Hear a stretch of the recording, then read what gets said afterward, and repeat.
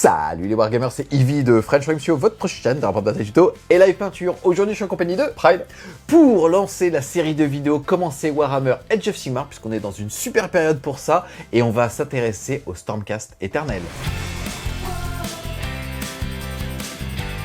À tout seigneur, tout honneur, on commence donc par l'armée qui est mise en avant par Game Workshop pour justement couvrir les royaumes mortels. Qu'est-ce que tu peux nous dire sur les Stormcast, aussi bien sur leur fluff que leur gameplay? Au niveau du fluff des Stormcast, en fait, le monde de Warhammer Age of Sigmar a commencé avec l'âge des mythes. C'était une période un peu dorée où les dieux du panthéon de Sigmar, dans lequel vous allez retrouver par exemple Nagash et Gorkamorka, parcouraient un peu librement les royaumes et les découvraient. Le chaos n'était pas encore arrivé. En fait, les dieux du chaos n'avaient pas conscience de l'existence des royaumes mortels. C'était une période un peu dorée qui a fini forcément par attirer la convoitise des dieux du chaos.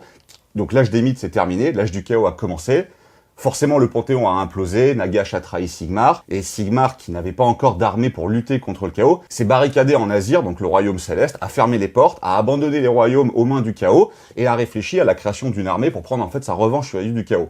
Et ce qu'il a réussi à faire avec l'aide de Grugni, qui est le grand démiurge, en fait un forgeron extraordinaire, c'est prendre les âmes des héros mortels qui ont combattu le chaos, et les reforger sur l'enclume de l'apothéose pour créer une armée de héros entièrement dédiée à combattre le chaos. Chaque guerrier d'une armée Stormcast est un mortel qui a combattu le chaos, en est mort, et a été reforgé sur cette enclume pour devenir un archétype de paladin. Donc c'est une armée qui est vraiment extrêmement élitiste, avec un gameplay qui permet de faire énormément de choses. Vous pouvez jouer du tir, vous pouvez jouer des monstres. Stormcast est allé à Dracotion, donc le seigneur des dragons. Donc vous pouvez retrouver des dragons, de la cavalerie d'élite, des grosses unités de paladins. Vous pouvez jouer du tir, vous pouvez jouer des chars. Ça couvre énormément de choses, à part peut-être un gameplay horde avec beaucoup de figurines. Vous pouvez jouer énormément de types de listes différents. Ce qui est très intéressant aussi, preuve de l'équilibre de cette version, c'est que c'est le premier Battle Tome sorti, et que 10 Battle Tome plus tard, il est toujours parfaitement jouable et parfaitement équilibré.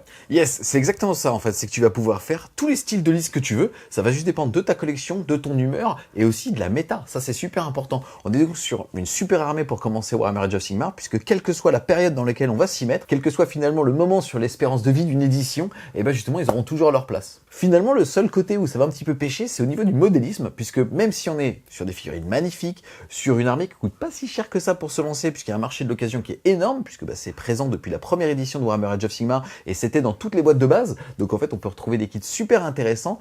On va se retrouver à peindre beaucoup d'armure, et c'est peut-être là où le bas blesse, c'est que si on veut pas justement faire que du métal, il va falloir qu'on peigne que ça un petit peu comme des armures de Space Marine. On va pouvoir finalement peindre de toutes les couleurs à partir du moment où on aime un schéma. Et aussi pas mal justement de matière vivante avec des écailles qui vont apprendre le brossage à sec, et ça c'est plutôt pas mal, et aussi beaucoup de drapés, puisque depuis la deuxième édition de Warhammer Age of Sigmar, alors les mecs ils ont des toges. Alors là, si t'aimes les toges mon Nico, tu peux faire des drapés. Les toges, les capes, effectivement comme tu as dit la fourrure avec toute la partie Vanguard, en fait les chambres d'éclaireurs qui vont se retrouver avec des capes de peau d'animaux, ce genre de choses, à part effectivement de la peau nue, et forcément beaucoup d'armure, mais c'est dans leur ADN, t'as quand même au niveau du modélisme et de la peinture, de quoi te faire plaisir. On va pas refaire un Battle Tome review, pour le coup celui des Stormcast qui avait été fait en début d'édition est encore parfaitement à jour, pas nécessairement sur tous les coups en poing, mais sur la pertinence des unités, coup de poing, tanking, tout sauf le swarm, ce que tu as dit, ça c'est encore à jour. Donc on vous laisse tout simplement la regarder. Là pour faire aussi la liste justement des avantages et des inconvénients de cette armée, qu'est-ce que tu mettrais avec comme curseur? Est-ce que c'est plaisant à jouer et à affronter? Un des avantages principaux de ce Battle Tome là, c'est son extraordinaire polyvalence. T'as quand même énormément d'entrées, c'est le Battle Tome qu'on contient le plus.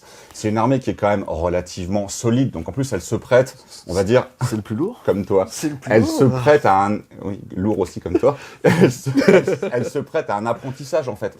Parce que ton armée est solide, l'allégeance ne t'induit pas forcément, l'allégeance qui est assez fine, ne t'induit pas forcément un gameplay particulier, c'est plus la force des War Scrolls qui sont à l'intérieur, les synergies que tu vas trouver entre les personnages. Excuse-moi, j'explique un petit peu ce que tu dis. Vous allez voir que dans Warhammer Age of Sigmar, dépendamment du livre d'armée et donc de la faction que vous allez choisir, certains vont avoir des fiches profils, c'est-à-dire des valeurs statistiques au niveau de leur profil qui sont pas extraordinaires, mais c'est les aptitudes données par l'armée au global qui va vous permettre d'aller chercher la quintessence, là où en Stormcast, c'est ok niveau allégeance, mais les figurines sont intrinsèquement fortes. Ouais, c'est tout à fait ça. En fait, tu as certains des War Scrolls, donc les fiches d'unités en français. C'est tout à fait ça parce que c'est ce que tu disais, je l'ai juste expliqué.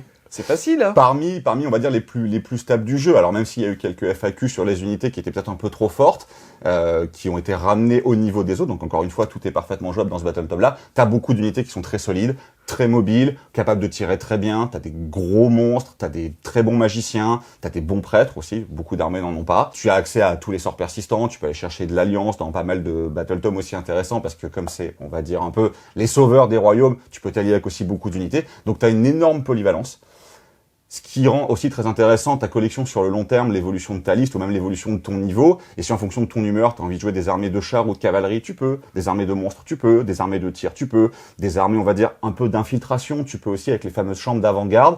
Tu peux jouer des armées entièrement d'anges ailés, donc ça c'est les conclaves angélos, sans te créer de frustration chez toi, vu que tu as une rejouabilité énorme et quand même quelque part une permissivité via, ça reste que des gros gars en armure dorée, donc ils ont quand même des bonnes sauvegardes, ils ont des points de vie multiples sur toutes leurs unités, donc ils ont un bon tanking, ce qui te permet en fait de ne pas faire des mouvements de jeu qui vont te sanctionner, notamment au début, et encore une fois, la rejouabilité va te permettre, en fonction de ton humeur, de varier tout ce que tu veux faire. Et pour ton adversaire aussi, ce n'est plus une armée qui est frustrante à affronter, parce que les deux unités vraiment phares, ou peut-être un peu trop fortes, qui avaient des mécanismes de règles trop fortes, ont été nerfées intelligemment, c'est-à-dire sont parfaitement jouables, on les retrouvera dans la liste qu'on va proposer, preuve que tu peux encore les jouer, mais sans frustrer ton adversaire. Donc c'est une armée qui est également très agréable à affronter, parce que elle va jouer sur l'ensemble des 5 tours, elle va jouer sur l'ensemble des phases, et elle va pas te mettre des alpha strikes trop fortes, ou avoir un tanking trop important qui va t'empêcher de jouer de tout. Est-ce que tu penses que c'est une armée qui offre aussi une belle courbe de progression? Oui, parfaitement, parce que tu dois quand même, malgré la polyvalence que le Battle Tome t'offre, choisir quel aspect du jeu tu vas essayer de maximiser. Tu peux parfaitement dire, je vais faire un peu de tir, un peu de magie, un peu de corps à corps, mais c'est pas là où tu vas réellement aller chercher, on va dire, la quintessence de ce Battle Tome-là. Donc, quand tu vas vouloir commencer à progresser, peut-être à optimiser tes listes pour aller faire des premiers tournois, ce genre de choses, il va falloir que tu réfléchisses à la synergie globale de l'armée, pas apportée par l'allégeance, mais apportée par les choix que tu vas faire toi dans la création de liste, les unités que tu vas mettre dedans. Donc effectivement, il y a quand même une belle courbe de progression. Il y a des unités qui sont relativement simples d'utilisation, des tireurs très efficaces avec une bonne portée, ou alors les unités de cavalerie qui font quand même très vite mal et qui sont pas trop complexes à jouer. Mais il y a beaucoup de petites pépites dans ce Battle Tome-là que tu vois pas forcément au premier abord et que tu peux aller chercher pour compléter ta liste à côté, on va dire, des unités phares. Et c'est là où tu peux progresser. Pour cette série de vidéos Commencez Warhammer Age of Sigmar, ici sur l'ordre et donc les Stormcast, on vous a préparé des listes en 1000 points, une minimum par faction, qui doit répondre à différents points d'un cahier des charges, c'est-à-dire déjà ne pas coûter trop cher, ou en tout cas rester cohérent les armées avec les autres par rapport au fait de se lancer, que les figurines doivent être réutilisables pour évoluer, sous-entendu passer de 1000 à 1500 ou de 1000 à 2000 points, et aussi que toutes ces listes soient, on va dire, équilibrées les unes avec les autres en 1000 et aussi comme socle en 2000. Je rajouterais juste aussi par rapport à ce que tu as dit, vous verrez quand vous découvrirez l'intégralité des Battle Tomes, mais vous avez toujours ce qu'on appelle les sous-allégeances, donc par exemple les cités Idonettes, les temples d'Author of Khaine ou les chambres combattantes des Stormcast. Ce qu'on s'est aussi fixé dans le cahier des charges, c'était que quelle que soit la chambre que vous voulez jouer, la liste puisse s'adapter. Et vous verrez, certaines unités, par exemple, deviendraient des lignes dans telle sous-allégeance. On n'a pas pris ça en compte au niveau de la création de liste. Vous avez toujours 2 lignes génériques et au moins un personnage pour jouer dans n'importe quelle chambre. Chez les Stormcast, il y en a quand même un certain nombre, 8 au total, ce qui vous permet aussi de jouer cette liste dans toutes les chambres que vous avez envie de jouer. Et à chaque fois, ça induit un gameplay qui est aussi différent. Donc, plaisir de jeu via la possibilité de tester 8 chambres différentes. Et alors, qu'est-ce que tu nous as préparé comme petite liste? Alors, on commence avec le personnage, donc qui va être votre général. C'est le seul personnage de la liste, c'est le Lord Relictor. C'est un personnage emblématique que vous retrouverez dans les armées à 1000, à 1500 ou à 2000. Il est joué systématiquement dans la liste Stormcast. C'est un prêtre qui a accès à l'excellente translocation, très bonne prière du bélier des Stormcast qui vous permet de prendre une unité et de la retéléporter sur la table. On a un petit peu triché pour en faire également un mage, pour avoir accès par exemple au bouclier mystique qui aide encore beaucoup le tanking, ou alors au Azirit Halo ou à Blessed Weapon pour augmenter le tanking, mettre des blessures mortelles, ou encore une fois taper juste simplement plus fort. Seul personnage de la liste, parce qu'à côté de ça, il y a des unités qui valent cher en points mais qui sont très efficaces. 2 dragons, parce qu'en termes de modélisme, magnifique. Des pièces qu'on a envie de jouer. Ça tank bien, ça se déplace bien, ça frappe fort. Et ils ont été récemment erratés pour ne plus avoir leur double mouvement en face de héros qui les rendait trop forts et peut-être frustrants pour l'adversaire. Mais l'unité reste parfaitement jouable. On en voit encore même sur des gros niveaux de compétition de tournoi. Donc vraiment, ça va être la pièce centrale de votre armée qui va recevoir vos aptitudes, vos ordres, votre fameux bouclier mystique ou ce genre de choses. À côté de ça, 3 Raptors, très bons tireurs, encore une fois, avec une bonne portée et la possibilité de faire des blessures mortelles. Unité qui a récemment été nerfée aussi pour ne pas pouvoir tirer 2 fois en face de héros à trop gros effectifs, mais là on les joue simplement par 3. Donc vous pouvez aller chercher l'ordre spécial des Stormcast pour tirer 2 fois en cas de besoin. unité très fiable. Fragile, mais via la translocation et leur très bonne portée, la capacité d'aller sniper les petits héros de l'adversaire ou faire encore un peu plus d'attrition. Et comme il faut 2 lignes dans une armée, qu'on est dans la V3 et que les nouvelles chambres fulgurantes sont arrivées, 2x5 Vindictor, qui est l'unité phare, on va dire, en ligne générique des Stormcast, c'est des unités qui tankent bien, avec une très bonne sauvegarde à 3+, des blessures mortelles sur les 6 pour toucher. Voilà, ils sont solides, des points de vie multiples, une bonne sauvegarde. Que demander de plus à des lignes? C'est pour ça que dans la liste qu'on vous propose, on a mis une optimisation qui s'appelle appel à l'aide, qui vous permet, quand une de vos unités va mourir, d'en réinvoquer une supplémentaire pour tenir un petit peu mieux les objectifs, qui est un peu le défaut des Stormcast, parce que vous n'avez que peu de figurines dans cette liste. Vous pouvez parfaitement changer cette optimisation pour mettre, par exemple, le fameux Thunderbolt volé pour tirer une fois supplémentaire. Ça, c'est vous qui allez décider. Ce qui est intéressant aussi, c'est les Stormhost, donc les fameuses chambres Stormcast. Vous pouvez jouer votre armée en Hammer of Sigmar, donc ceux qui sont pas en doré, pour aller chercher une protection à 6+, quand vous êtes autour des objectifs, ou en Seigneur de la Tempête, pas en bleu et rouge, pour avoir des relances sur les unités qui volent. Ça tombe bien, vous avez 2 dragons. Ou alors, si vous craignez les fureurs monstrueuses des adversaires, vous pouvez aller en Astral Templar. Donc là, vous peignez en rouge, mais vous vous faites plus piétiner.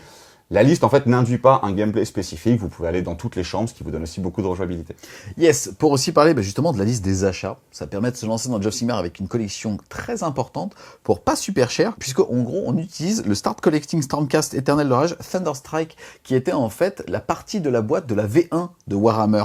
Et en gros ça ne coûte que 67,50 €. Certes là, pour cette liste spécifique, on n'utilise qu'une figurine, le personnage, mais qui serait aux alentours de 20 à 30 €. Donc là, pour 67 balles, vous allez avoir un gros ton, vous allez avoir des lignes en plus et des paladins. Donc franchement, c'est super. On utilise aussi une boîte à 90 € de Chevalier Draconiste, dans lequel on va retrouver les 2 Drakes dont tu parlais tout à l'heure. Ça vous permet aussi de les jouer en personnages, soit un, soit 2, soit un personnage et un dragon générique, puisqu'on peut aussi les jouer seul. Ensuite, on va jouer une boîte de Fer Raptor à 34 €, dans lesquels vous allez avoir en Rabio 3 Aetherwings, c'est-à-dire tout simplement des petits oiseaux que vous allez pouvoir mettre soit sur vos figurines, peut-être sur vos socles de dragon, ça peut être assez sympa en tout cas, et aussi une boîte de Vindictor, parce que dedans vous en avez 10, et vous pouvez faire 2x5, et c'est une des meilleures lignes du jeu, parce qu'ils ont une sauvegarde à 3, ils coûtent pas très cher, ils tapent pas très fort, mais en tout cas, avec un petit ordre, ils peuvent passer à sauvegarde à 2+, donc ça en fait des excellents gardiens de but. Quand on dit gardien de but, c'est tout simplement 5 mecs qui défendent un objectif chez vous, c'est quand même 10 points de vie, qui peuvent potentiellement donc passer en sauvegarde à 2 et qui sont autonomes pour se donner un ordre. C'est quand même une super ligne. Ça coûte 238 €, prix Game Workshop. Et si jamais vous passez sur une boutique partenaire, le lien sera en description, par exemple Wargame Spirit à moins 15%, vous commencez Age of Sigmar avec quasiment 1500 points si vous mettez tout ce que vous avez dedans. Ouais, ce qui est intéressant aussi, c'est comme vous allez avoir un certain nombre de figurines en plus via la boîte de la V1, tout n'est pas inintéressant. Vous avez 5 paladins, vous avez 3 prosécuteurs, qui est une très bonne unité, on va dire, de harcèlement pour l'adversaire, qui ont un des War Scrolls aussi très intéressant. On les voyait peu avant, mais avec ce nouveau bouquin, ils sont vraiment très sympathiques. Les 3 Aetherwings, vous les mettez pas forcément sur les socles, parce que quand ça va monter en points, vous allez avoir besoin d'unités de redirection pour empêcher l'adversaire de vous faire des tirs de contre-charge, ce genre de choses, et c'est les candidats parfaits pour aller faire ça. Et vous avez un Seigneur Célestant sur Dracot, qui pourra être un général combattant plus intéressant que le Lord Relictor si la partie va monter en points ou en intensité, et aller chercher notamment, par exemple, les traits de monture. Il a des choses assez intéressantes, il a pas potentiellement des mouvements d'engagement à 6 pouces, c'est une règle qui met quand même assez cher. Donc vous pouvez, avec ça, partir sur une liste de 1000 points et assez facilement monter à 1500 en gardant l'équilibre global de la liste et l'intérêt compétitif qu'elle peut vous apporter. Yes, par contre, je pense que les mouettes, tu peux quand même les laisser sur les socles des dragons. C'est toi qui vois. Mais si tu affrontes, par exemple, au hasard des archers luminettes, tu seras content d'avoir 3 petits piafs pour aller prendre leur tir de Quand tu parlais de contre-charge. redirection, on rappelle qu'à Age of Sigmar, on a des ordres, on a des réactions aussi qu'on peut faire. Et au moment où on va charger une unité, l'adversaire possible décide, pour un point de commandement, faire un déchaîner les enfers. C'est-à-dire qu'il va tirer avec les figurines qui sont à 6 pouces de l'unité qui charge, sur cette unité-là. Et souvent, on n'a pas envie que ça arrive. Donc, on charge avec une unité de mouette pour pouvoir tout simplement prendre le tir, ou en tout cas, faire en sorte que son adversaire va se poser la question, est-ce que j'ai envie de claquer mon ordre là-dessus? Le but, c'est de protéger vos unités qui vont être chères. Donc, par exemple, à 1500 points, si vous décidez de jouer vos paladins, ils frappent fort, ils tankent fort, ils ont 3 points de vie chacun. Mais comme ils sont quand même relativement chers, on n'a pas envie de les perdre là-dessus. Et principalement pour protéger votre marteau, c'est-à-dire les 2 dragons dans la liste. Encore une fois, ça tank très bien, mais c'est un tiers de vos points à 1000 points. Vous pouvez pas les permettre là-dessus. C'est bien d'avoir des petits redirecteurs pour absorber ces tirs. Donc là, tu nous parles un petit peu de la liste. Comment est-ce que ça se joue, en fait? Assez traditionnellement et dépendamment de ce que va jouer votre adversaire, vous allez vous servir de vos 2 dragons comme du marteau, c'est ça qui va apporter l'attrition. Vos 2 unités de Vindictor vont être vos unités de prise de points, même si entre guillemets ils ne sont que 5, c'est les unités les plus populeuses que vous avez. On rappelle que dans la proposition qu'on a faite, il y a l'optimisation pour en réinvoquer 5 s'il meurt, donc vous n'êtes pas obligé d'être non plus si défensif que ça. Ça tape quand même un petit peu, donc ça peut aller chercher les points de l'adversaire. Et les 3 tireurs vont être là pour soit affaiblir les unités que vos dragons n'arriveraient pas à gérer, soit aller tuer les petits héros qui vont synergiser l'armée de l'adversaire en leur donnant des bonus qui peuvent être gênants pour vous sur la suite. Donc vous allez quand même avoir une phase de héros intéressante avec un sort et une prière à lancer. Alors le sort, beaucoup de versatilité. La prière, je vous conseille quand même de rester sur la translocation, c'est quand même vraiment fort, parce qu'à part vos dragons, l'armée est lente, hein, ça reste du paladin en armure.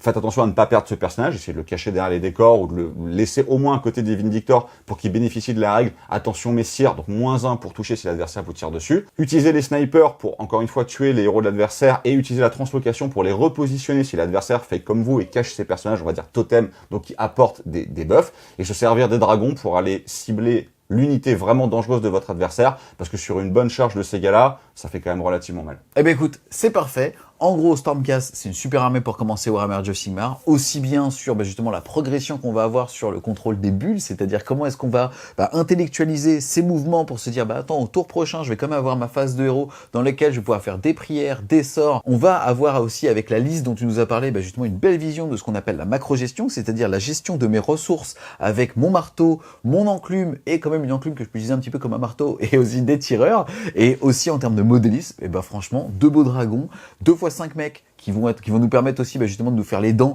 sur de la peinture, pourquoi pas du brossage à sec ou alors en début de dégradé. Et en tout cas, surtout beaucoup de rejouabilité avec ce super Battle Tome. Et pour se lancer dans Warhammer Age of Sigmar à moins de 200 balles, pour passer de 1000 à 1500 points relativement facilement, le contrat il est pleinement rempli. Encore une fois, meilleure période pour se lancer dans OS avec une V3 parfaitement équilibrée. La preuve en est, c'est ce Battle Tome, le premier sorti, 1 an et demi après, toujours parfaitement jouable, compétitif, qui peut vous apprendre à jouer, qui peut vous emmener quand même assez loin dans votre pratique du hobby, et qui a suffisamment d'entrées pour que si vous ne décidez de jouer qu'une seule armée, vous ne soyez jamais lassé. Du dragon, de la cavalerie, des chars, de l'infanterie lourde, vous pouvez vraiment tout jouer. C'est un très très bon Battle Tome pour se lancer dans le jeu. En tout cas, un grand merci à toi d'être venu justement nous aiguiller sur commencer Warhammer Age of Sigmar avec les gentils, c'est-à-dire l'ordre et plus précisément les Stormcast. On espère clairement que vous avez aimé la vidéo. C'est le cas, n'hésitez pas à mettre un gros pouce bleu dessus, à la commenter, à la partager, à l'envoyer aux potes que vous voulez mettre à Warhammer. Si vous voulez ensuite supporter French Wargame Studio, n'hésitez pas à aller faire un tour sur son Tipeee, le lien sera en description. Et nous on vous dit à plus les Wargamers.